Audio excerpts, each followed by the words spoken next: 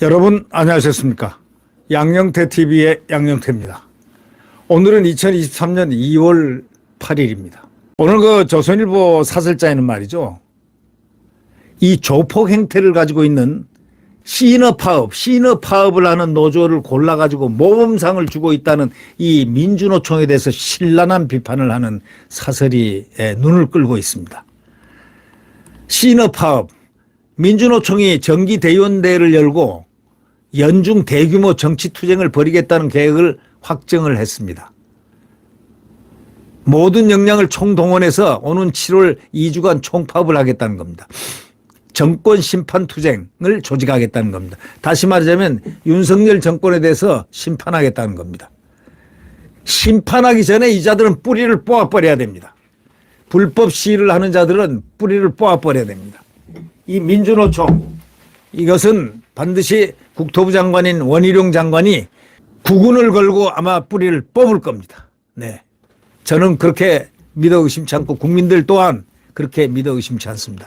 원희룡 장관의 그 탁월한 리더십 아래, 그리고 추진력, 그리고 투사정신, 그분은, 원희룡 장관은 잘 아시다시피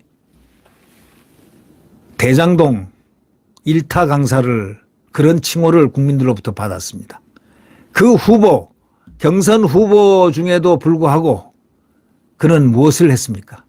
끝까지 대장동을 파헤쳤죠.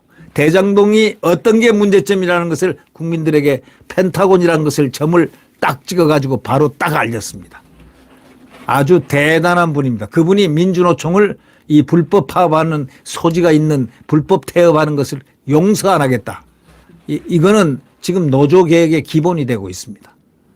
그런데 민주노총이 모든 역량을 총동원해 가지고 7월달 2주간 총파업하겠다, 그래가지고 강력한 정권 심판 투쟁을 조직하겠다, 이렇게 얘기했습니다.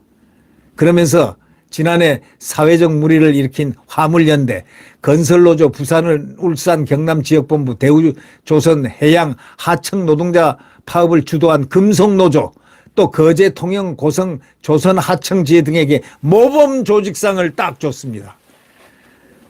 불법 파업을 해가지고 국가로부터 제재를 받은 이 바로 이런 데는 오히려 모범상을 딱 줘가지고 저항 의지를 불태웠습니다. 자, 이렇다면은 국가인 소위 국토교통부 장관 원희룡의 그 장수가 민노총을 정벌할 것입니다. 불법 파업을 하는 민노총을 정벌할 것입니다. 저는 그걸 믿어 의심치 않습니다. 국민들도 원희룡을 믿어 의심치 않습니다. 네, 이들은 말이죠, 지난해 투쟁을 성공적으로 벌였다는 이유 등으로 이 상을 받은 조직 명단을 딱 보면 말이죠, 기가 막힌다는 말밖에 안 나오죠.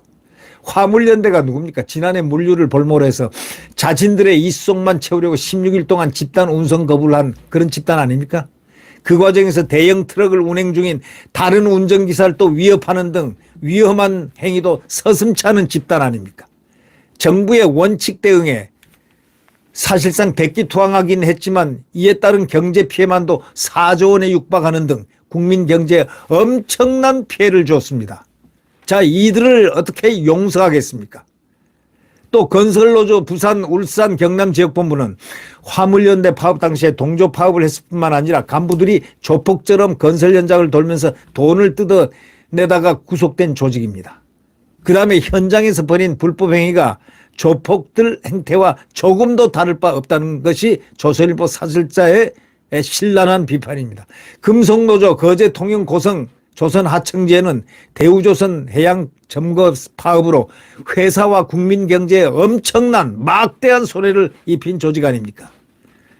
대우조선 직원들과 거제 시민들까지 만류에 나섰지만 신호통을 들고, 신호 알죠? 신호 불 붙이는 거. 신호통을 들고서 조업 현장을 점거해서 수천억 원의 손해를 입힌 바로 그 조직입니다. 이런 일을 벌였다고 모범상을 줬다니 이보다 더 민주노총의 본래의 그 모습을 잘 보여주는 것도 어디 있겠습니까? 민주노총이 거대한 조직력을 바탕으로 해서 억지와 불법, 폭력 등 무소불위의 행태를 보인 것은 어제 오늘이 아닙니다. 지금 우리 사회에서는 이들만큼 기득권을 누리는 세력도 없습니다. 민주노총 산하에는 평균 연봉이 1억 원에 육박하는 노조가 수두룩합니다. 그런 기득권을 누리고 있으면서도 약자 행세를 하면서 불법과 폭력과 집단 괴롭힘, 이지매까지 서슴지 않는 그런 집단들. 이거는 국가가 바로 원희룡 소위 장수가 징벌을 반드시 해야 될 그런 과제일 것 같습니다.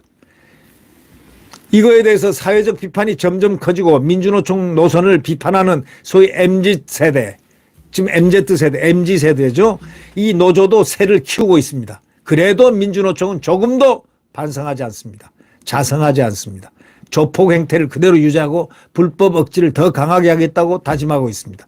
이날 시상식은 민주노총이 스스로 달라지기를 기대할 수 없다는 사실을 분명히 보여주는 아주 전형적인 예입니다. 자, 노동개혁은 이런 민노총 행태를 바꾸는 데서 출발해야 합니다. 원희룡 장관은 반드시 이것을 해낼 것이라고 우리 국민들은 확신하고 믿습니다. 네. 구독 버튼과 엄지를 눌러주시면 감사하겠습니다.